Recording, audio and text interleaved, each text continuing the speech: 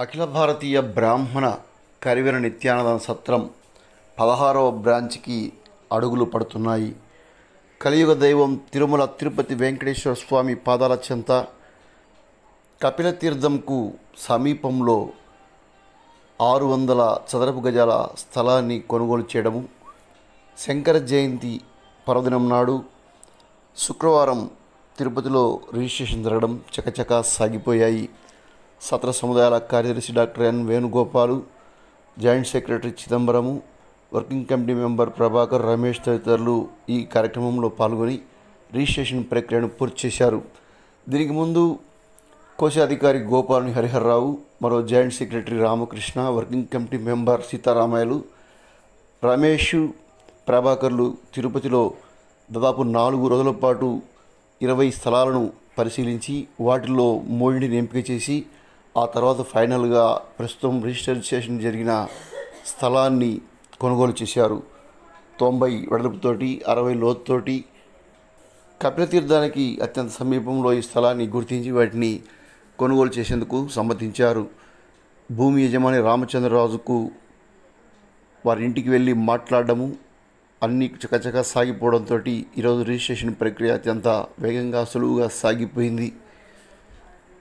దాదాపు 5 కోట్లకు పైగా విలువ చేసి ఈ స్థలాన్ని కొనుగోలు చేసి త్వరలోనే నిర్మాణాలు కూడా చేపట్టేందుకు సిద్ధమవుతున్నట్లు కార్యదర్శి నవలూరు వేణుగోపాల్ తెలిపారు.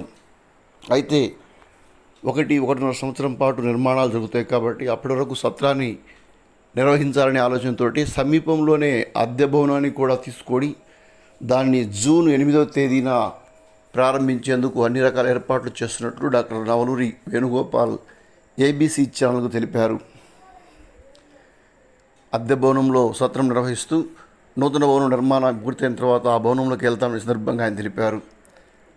ఇది అఖిల భారతీయ బ్రాహ్మణ కరివెన నిత్యానంద సత్ర సభ్యులకు, జనరల్ బాడీ, ఈసీ అందరికీ కూడా చాలా తీపి కబురు.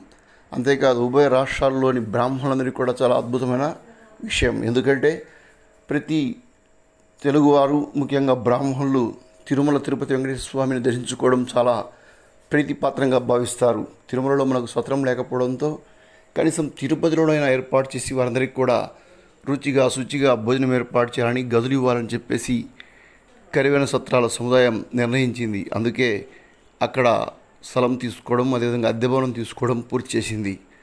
జూన్ 8 నుంచి అద్దె భవనంలో మన సత్రం నిర్వహిస్తామని ఈ సందర్భంగా సెక్రటరీ తెలపడం సంతోషకరించే విషయం. దీనికి బ్రాహ్మణ బంధువులు, యాత్రికులందరూ కూడా మద్దతు పలికి సత్ర సముదాయాలను సద్వినియోగం చేసుకొని తిరుమల వెంకన్నను దర్శించుకుంటారని ఆశిద్దాం.